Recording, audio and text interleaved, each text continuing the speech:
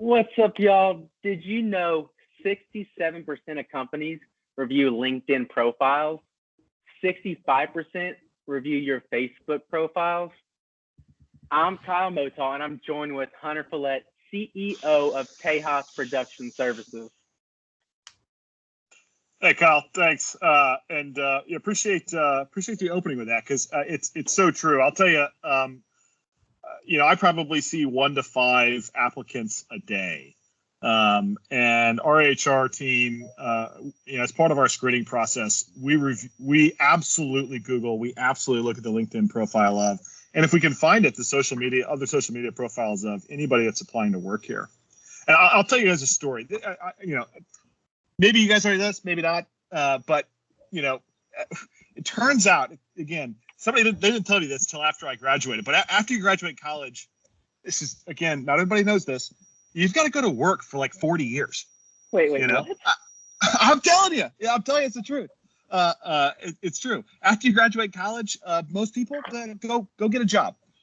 It's something that it doesn't just automatically happen. Turns out that, again, most careers are not the same as classrooms. And one of the things that we try to do here at Bridge to Brilliance, as you guys, any of our returning members know, is we're trying to give you the tools to be successful after college, the tools to be successful in college, the tools to sort of fast track you to get the outcomes you want. And I'll tell you, we have got a speaker today who is next level. This is somebody who I think is going to have.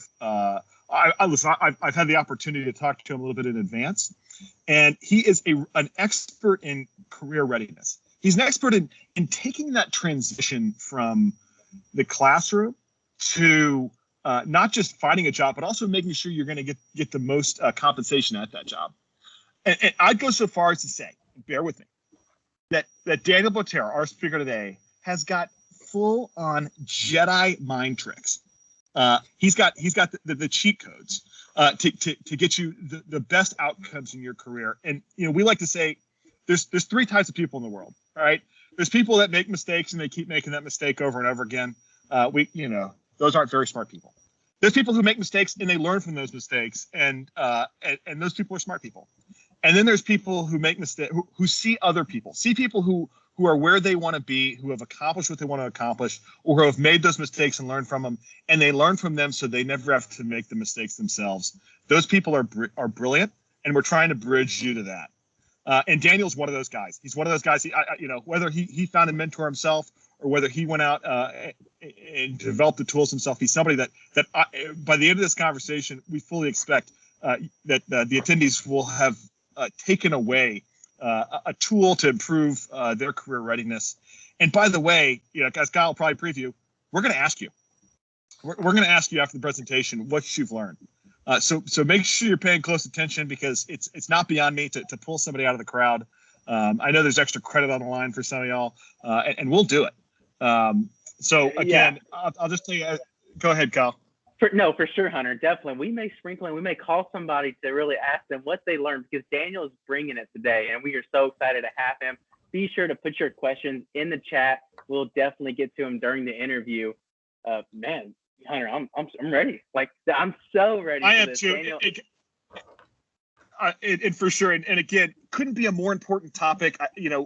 Getting ready and making sure you've got the right approach to potential employers, absolutely critical. And we've got a great speaker for it. So Kyle, you want to set us off? Absolutely. So I'm going to introduce Dr. Jeannette Winters, a familiar face here on Bridge to Brilliance. She brings so much to us, and we are really, grateful for her to be with us. She's a faculty member, human resources guru, and a friend of Daniel. Welcome back, Dr. J. Oh, it is so good to be here, Kyle. And I'm delighted. We have a very large audience today, and we're really excited about our guest. Let me just briefly introduce him, and we're going to dive right in. Daniel Botero is the founder of Mastering College to Career. He and his company have a 95% success rate in helping students land their dream jobs. That doesn't happen by accident, folks. And I'll tell you, he has a great story that he'll share with us about being a student at the University of Central Florida amongst some 72,000 other students. Now, UCF is also a Hispanic serving institution like our own University of Houston. So where we're about 46,000 enrollment, there's a lot in common. And one of the things that's happened just recently is that the University of Houston has been invited to join the Big 12. So the UCF is going to be one of our competitors in our conference here shortly. So we're going to become familiar with them, but we've got an insider today. And Daniel, I couldn't be any happier than to have you join us. This is going to be a conversation. We hope that people will drop questions and comments in the chat feature, and away we go. So, Daniel, here we are, sir. Why don't you light up your camera and let us see your spectacular face? My camera is on, right? Can everybody see me? Can everybody hear me? There Yes. we go. Yes, now you're good. Now there we you go. are good. All right. Well, Awesome, Daniel. Welcome. So I just really want to kick this off. Where does your passion come from, really, to help minority students? Touch on your story. Yeah, absolutely. So I'm gonna tell you, I am originally from Colombia, South America. My dad died when I was 5 years old, or 3 years old, and then 5 years later, my mom made the brave decision to come to America, really in the pursuit of the American dream. She realized that she couldn't give me the life that she wanted me to have in Colombia, so she wanted us to come to America, drop everything, get on a plane, $2,000 and 2 suitcases in the pursuit of the American dream, right? So I grew up in a household, just me and my mom. I have no brothers. All my family is back in Colombia. I see my mom working 7 days a week just so that she could pay the bills. And for me, I knew that all her sacrifice couldn't go to waste, right? Like she bet everything to come to this country. She's working. She's making sure that we're living in an apartment much nicer than she can afford, so that we can go to a nicer school, in a sense, right? And all this sacrifice, I knew that I had to make it worthwhile. Now, that doesn't mean that it was a perfect story for me, that I went to high school, then went to college, I had a 4.0, and that's actually further from the truth, right? I actually struggle with school. I'm not the best when I struggle with like taking tests. Even to this day, even though I'm a best-selling author and I have written the playbook on how to get a job for college students, I had to get 2 different editors to edit the book because I struggle with spelling and grammar, right? But I'll tell you this, I knew that I needed to fulfill all the hard work that my mom did. So what I did, I didn't get into any university, right? So I did what a lot of first generation students do. I attended a community college first. I went to community college in the first 2 semesters, and I don't know if you can relate to this, I was actually taking remedial classes so I can get my English and math score into a college level. And so that should tell you that my journey in college started really hard, really tough. It just felt like graduating was forever. But I knew that or at least I thought, right, that in order for me to achieve my American dream, which is to buy a land and buy a house in America, if I can own a piece of property in America, then I would be able to, make my mom proud. And I knew that the best way, or I thought that the best way to do that was through college. Now, imagine this. I go to a community college, it's a smaller college. I transferred to the University of Central Florida.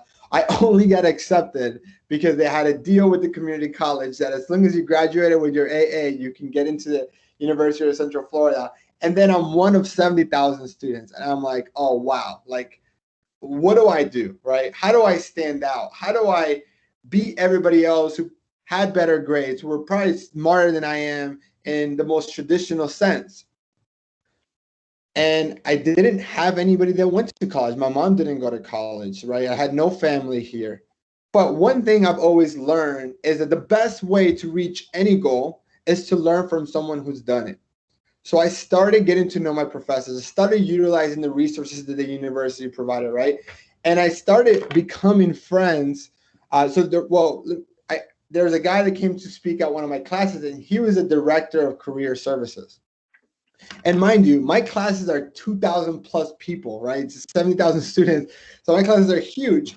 And the guy from career services comes and says, hey, my name is Calvin. I have two jobs. One is to get companies to hire students, and two is to work with students to work with those companies. And I'm like, yeah. And my office is always open. I'm like, yeah, this guy's going to be super busy, right? There's no way he can come talk to me. So the next day I went to career services. I go to the secretary, like kind of she's like the front before you can see any of the people at the career services. And I go, hey, I'm here to see Dr. Calvin Williams. I know he's super busy. Like, I'm already talking my way to this. And I hear his voice in the back that says, let him in. So I'm like, oh, wow, he has time. What a coincidence, right? Long story short, Calvin and I start going to Calvin. I realize that as many students your university might have, I'm telling you, they have time for you. They have time for you. And so I started learning and working with him and understanding what it took to get a job, right? And what I realized, right, is that visibility is actually more important than ability when it comes to getting your first job, right? Visibility, right, is more important than getting your than ability to getting your first job. If you are graduating, so I would tell you that there was about 5,000 people that graduated from the College of Business. I'm one of 5,000. Even if I'm the most talented, if the companies don't know that I exist, then all the 4.0 GPA, all the extracurricular activities don't matter, all right? And what Hunter was talking about too was saying, like, you know, learn from people's mistakes. I'm the person who in the beginning made my own mistakes, then I was able to learn from people's mistakes. And I want you guys to learn from my mistakes, right? And I want you to learn from the experience of me helping thousands of students just like you get jobs. And so that's a little bit of my story. I graduated from the University of Central Florida. I had 6 job offers, even though I had a 2.9 GPA. And it was because I was able to build relationships, show companies that I have the work ethic, the grit, the determinations to do the job. That led me to accept a job offer with PepsiCo into their management training program. I spent 6 years in PepsiCo. But what got me to do what I'm doing now is this.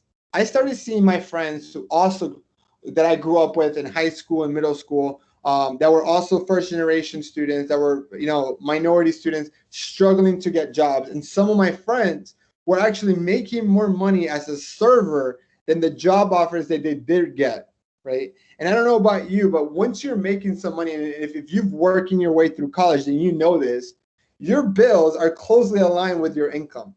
And so if my friends are making $50,000 as a server, right, and their job offer is $40,000, they couldn't take that job because how are they going to pay their bills? And so I started getting really passionate about helping them get jobs. I started with helping them get jobs at PepsiCo. I started getting involved with campus recruitment, started leading recruitment for PepsiCo at UCF, made UCF a core school. Long story short, started speaking at different universities about this, and then realized that this is a great opportunity, that I wanted to do this full time. And now my full-time job is to help students like you get jobs, get your dream full-time job. And that's a little bit of like my story, kind of why I started and why I do what I do. Absolutely fantastic.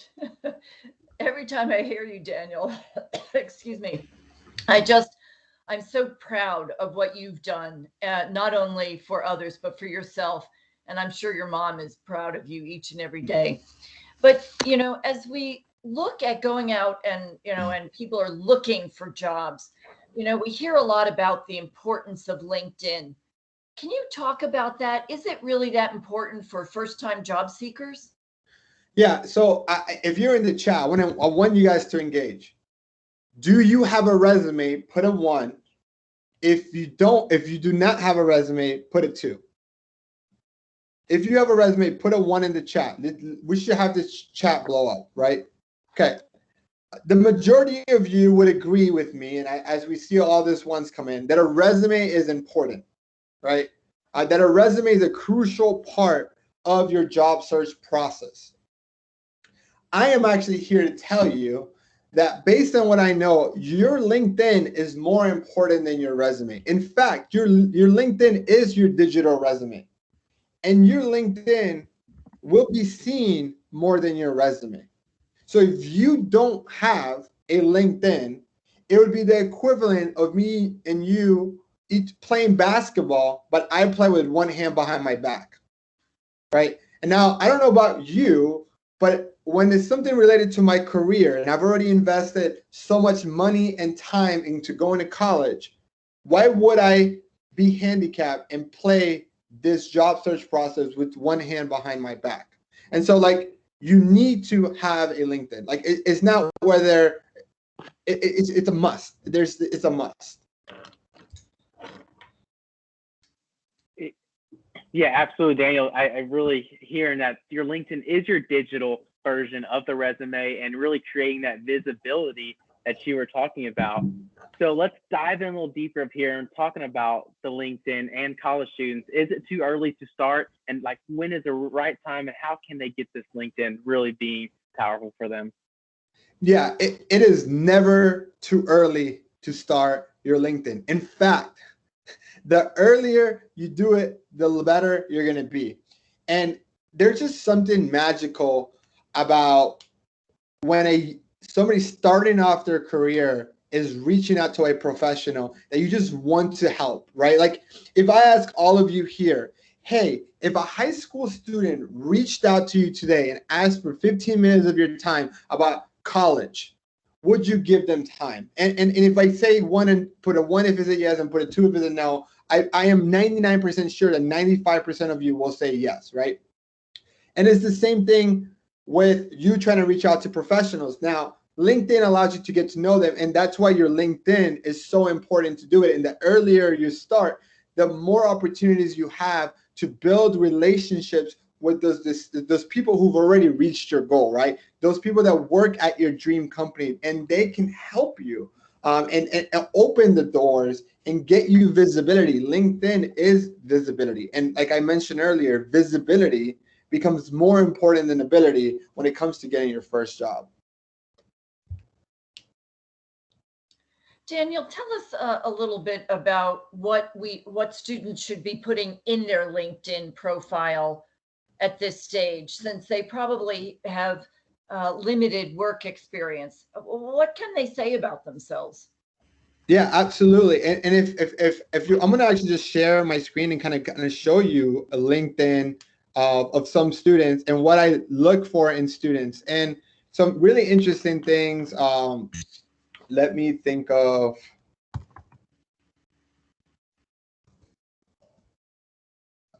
someone that's kind of, all right, here's David. You guys can see David's profile. David is someone that's in my mentoring program. He's a sophomore.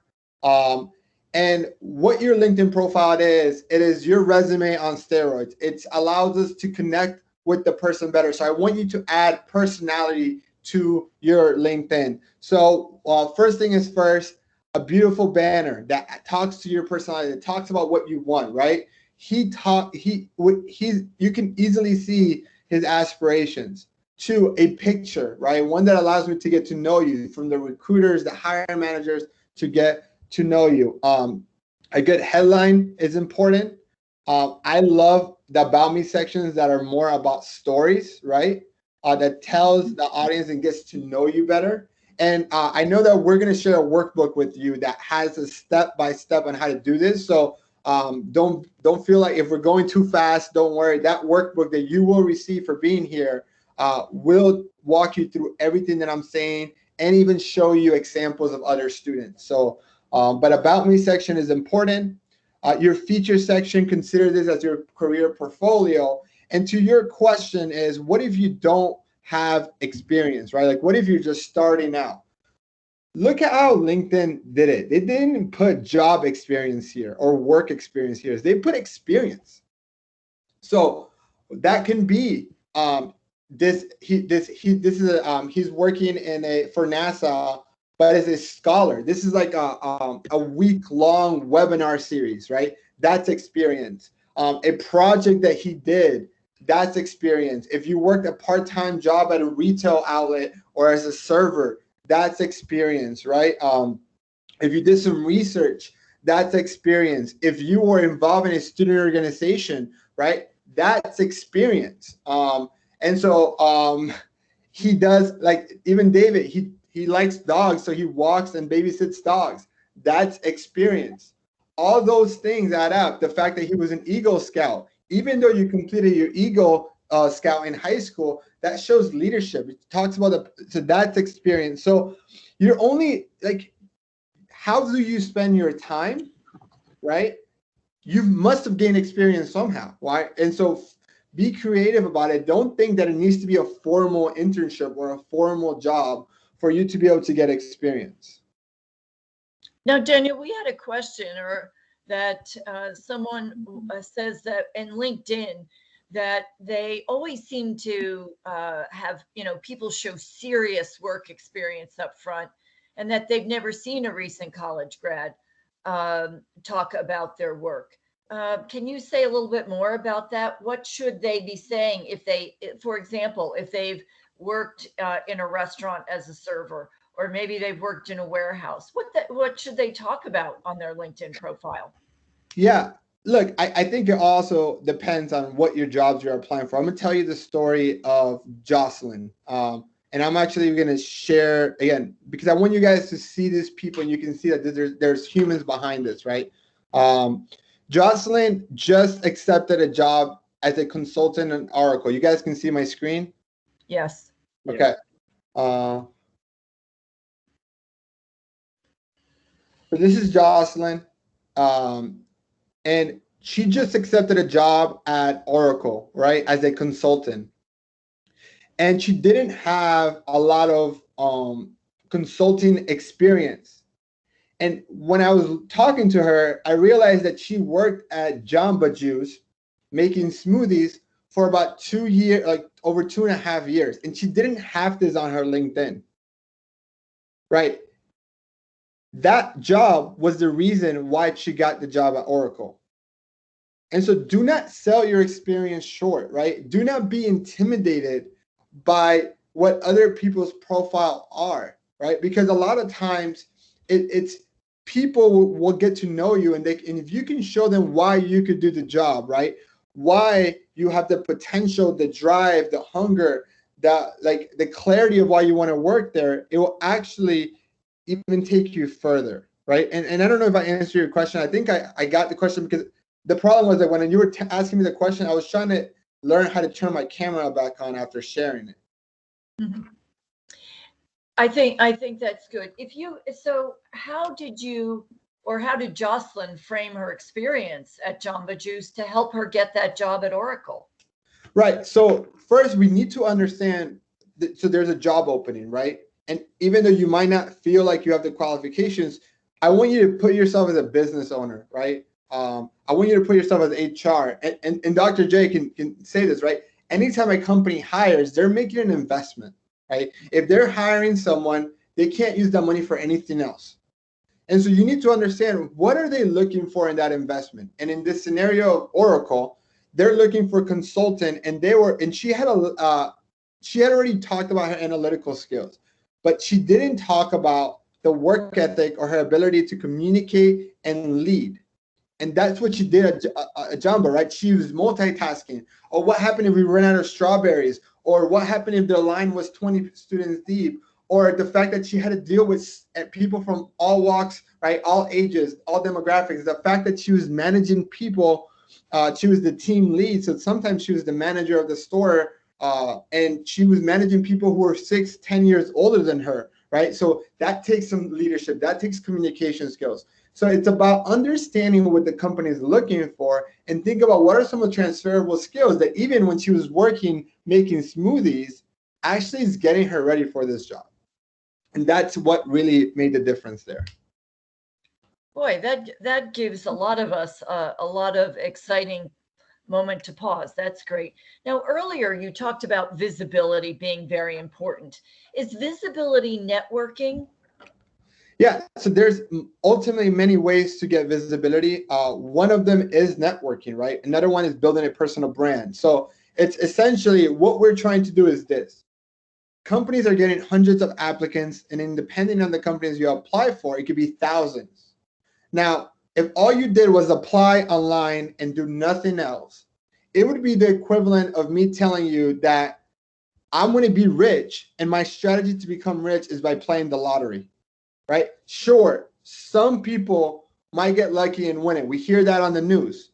But the vast majority of people get their job because they knew someone, got referred, and that's the visibility part. So what I mean by visibility is this. Apply online, that's fine. But I need you to network, or I need you to create content on LinkedIn that allows the right people to look at your profile and say, oh, we should interview her, or we should interview him, right? Because getting to the interview is the hardest part. Most people don't get to the interview. So if you can get to the interview, you're 80% there. And that's the goal. That's what visibility does, right? Now, once we get to the interview, we have to prove why we're the right fit and why we're the right investment. That's so good. And Daniel, after we create that profile, we have the great banner, great headline, the About Me story that really explains yourself. Talk about the content and really producing that content within your profile. Yeah, I think it's all understanding who your audience is. So there's 3 elements to personal branding, and this is not only applies to LinkedIn, but applies to all of it. Number 1 is understand who your audience is. Number 2, understand what you want to be known for, right? Like for me, if you go to my profile, I want to be known to not only to give you career advice, but I primarily focus on first generation, minority, and international students, right? And so a lot of times it's understanding who your audience is, what do you want to be known for, and then creating content that shows that and builds onto that brand and attracts your audience, right? And so that can be as a student, if you wanted to work for ExxonMobil, right? Then are you creating content that lets ExxonMobil know, if it's in petroleum engineering, know that you are up to date with the industry, that you're passionate about the industry, that you know what's going on. So are you sharing news? Are you talking about interesting articles, or are you sharing new methods? Like, I think it's all about showing your passion, right? No one is expecting you to be an expert right out of college, right? Like, I know that it feels that way, and it feels that way, but like, Dr. Winters, like, you tell me, like, are they expecting you to solve all of the company's problems right out of college? Of course not. Absolutely not. But what we want to see is somebody that's interested.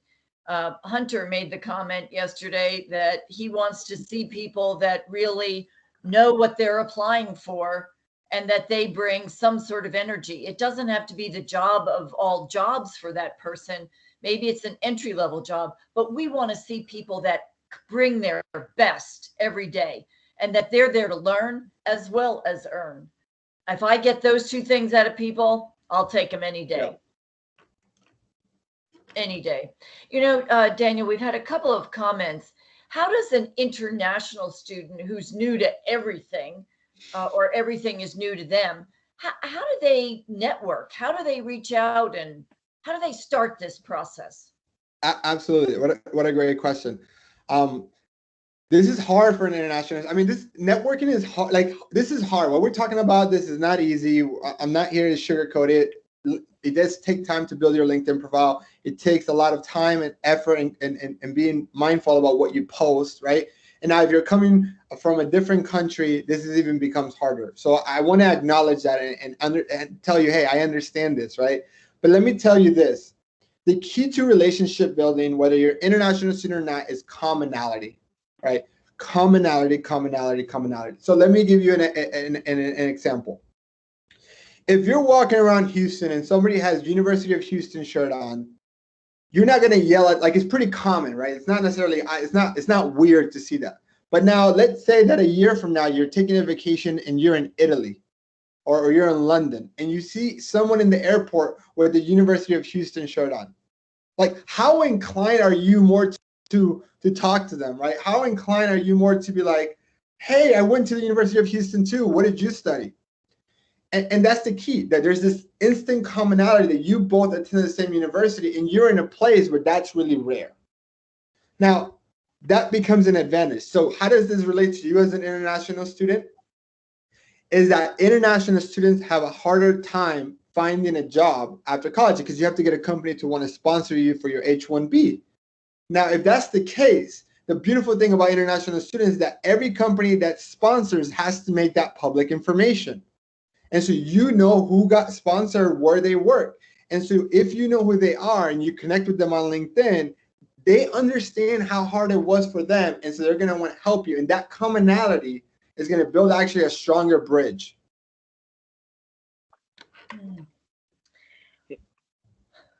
That's so good. And really that commonality when you're, walking the streets, like you're saying, just really focusing on what you have in common and really starting a conversation that way, because it's so important, and really getting to a point to really kick it off and have coffee with someone or have lunch and whatnot.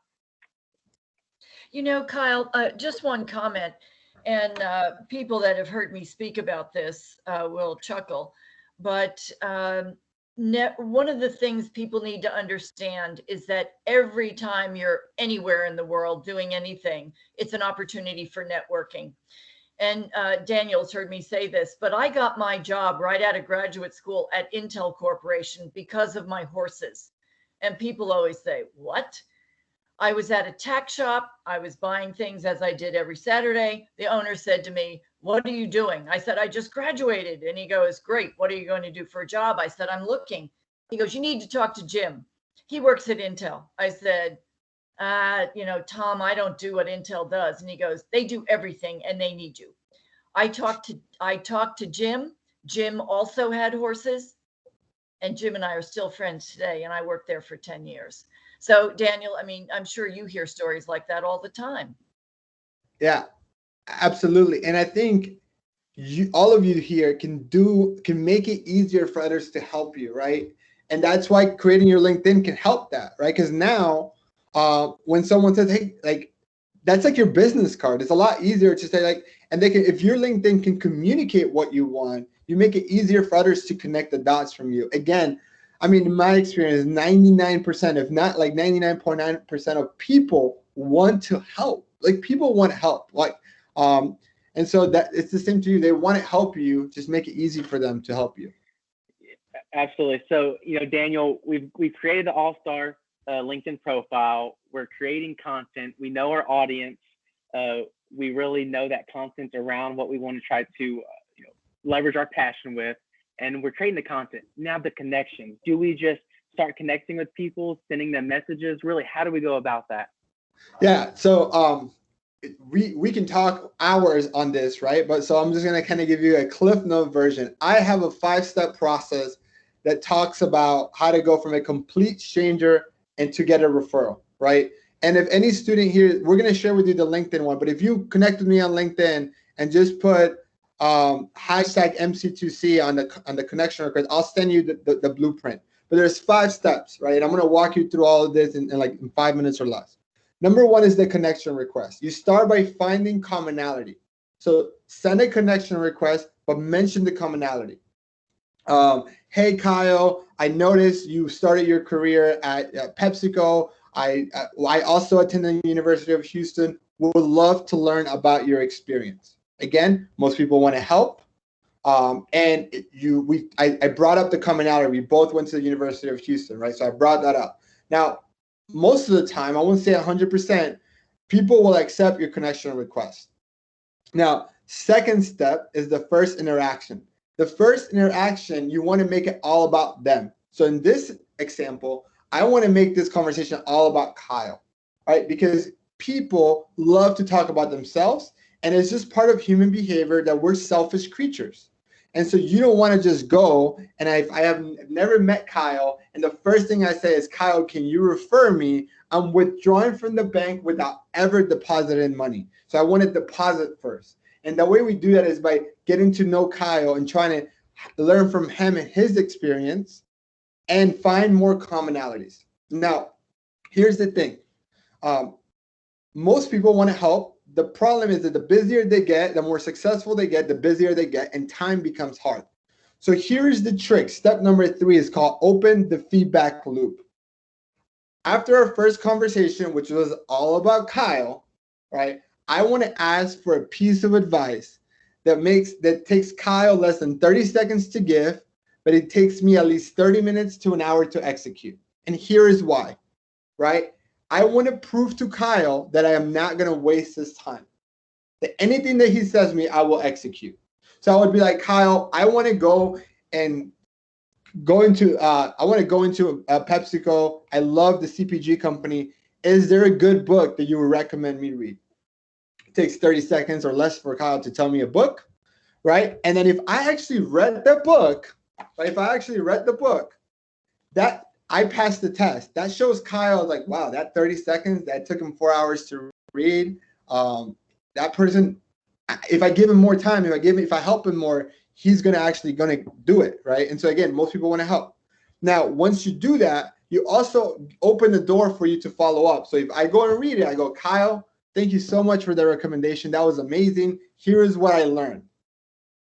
And then what you do in the meantime is find jobs in PepsiCo. So Kyle works at PepsiCo, and you say something like this, Kyle, hey, based on what you shared about your experience at PepsiCo and the research that I did online, I actually started looking into PepsiCo as a place for me to work.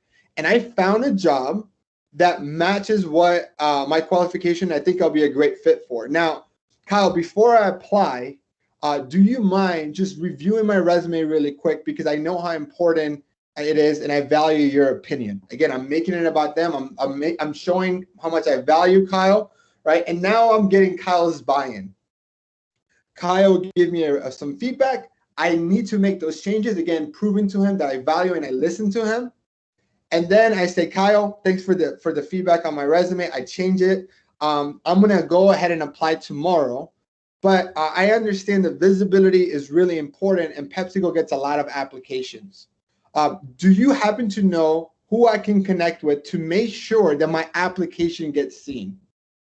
Now, if you did this right, Kyle is already either the hiring manager or works in the department, so he knows who to connect you with. Or he might be the person himself. And by following those steps, you will get a referral without asking for a referral, because you prove to, in this scenario, Kyle, that I am someone that's going to execute, that I follow through, that I am someone that's willing to put in the work that's required to get the job. So that's how you do it. You know, I'll just add here that 70% of all jobs that are actually filled are filled not with your immediate connections, but they're the tier 3 and 4, meaning they're not your best friends, they're not your relatives, they're friends of friends. And so the methodology that Daniel just walked us through can help you make friends of friends and really leave someone with a really good impression. So Daniel, I really like that. That's a great blueprint for how to proceed. So good, well done.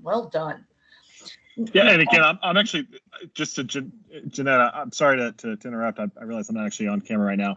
Other than to say, Daniel, that like what you just walked through, that step of getting into putting your foot in the door, asking about themselves, open the feedback loop, ask for a piece of advice that takes 30 seconds to give, 30 minutes to an hour to execute. You know, ask for their opinion in your resume, and then indicate when you're going to apply. I mean, those steps are. You will increase your likelihood of getting that interview, getting the position 10 or 20 fold. It is people who do that.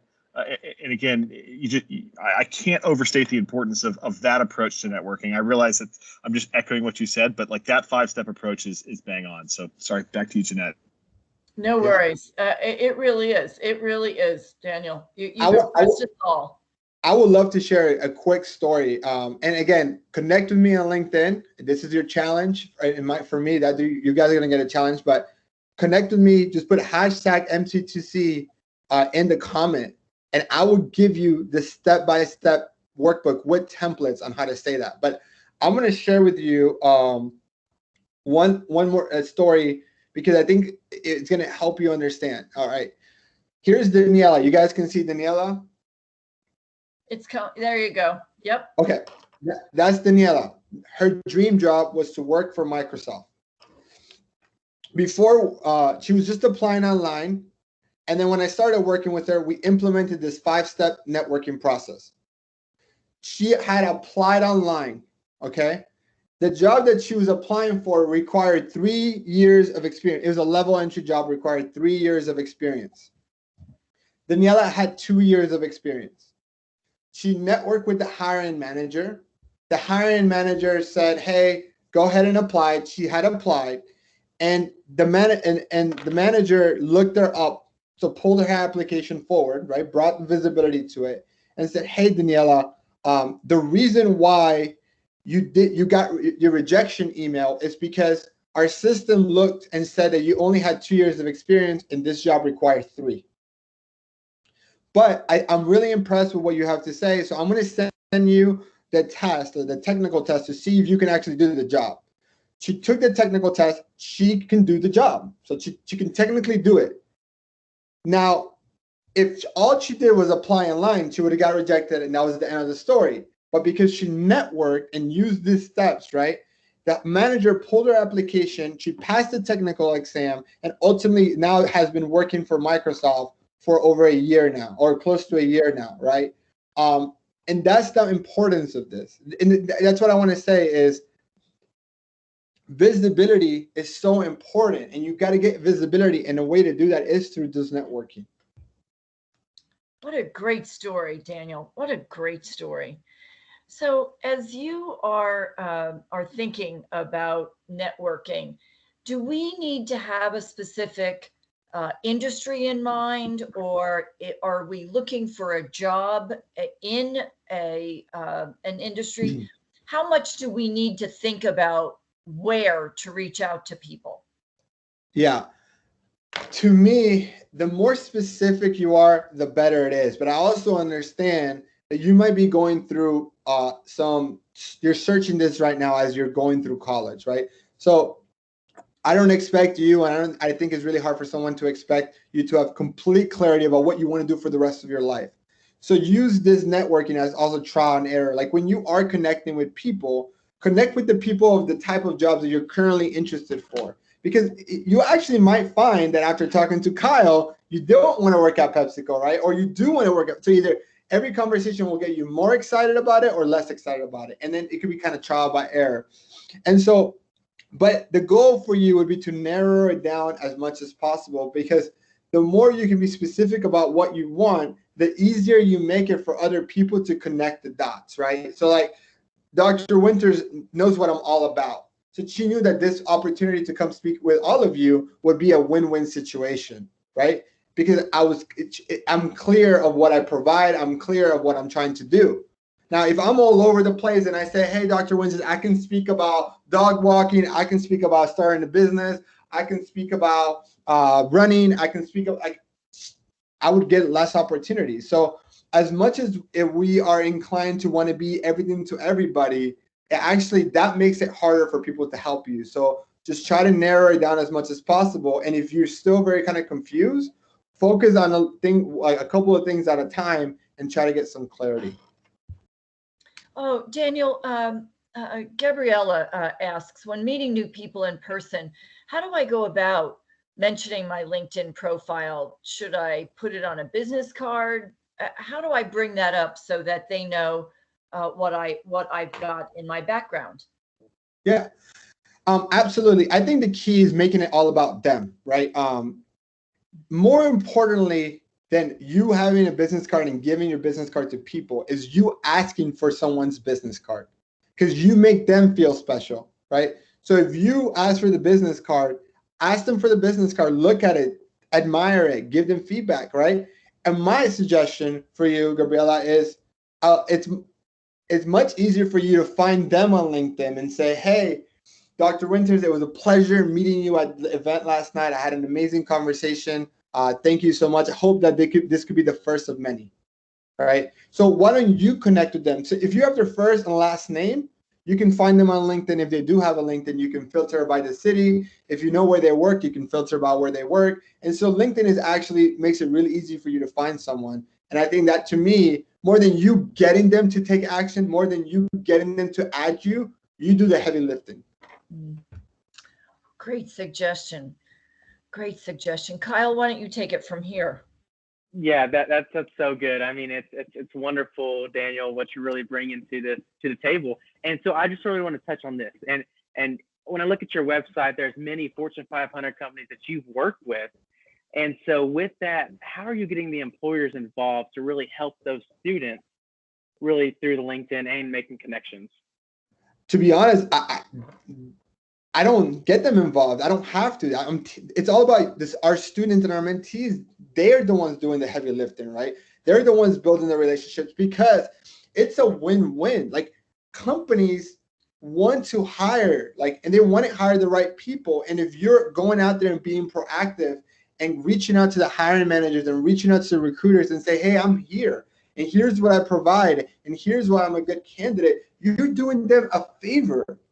And so it's don't feel like what you're doing is a burden. Don't feel like you connect them with someone, you're being a burden. You're actually helping them. You're actually doing them a favor. And so I guess make sure I want to emphasize here is, you reaching out is helping them as much as it's helping you.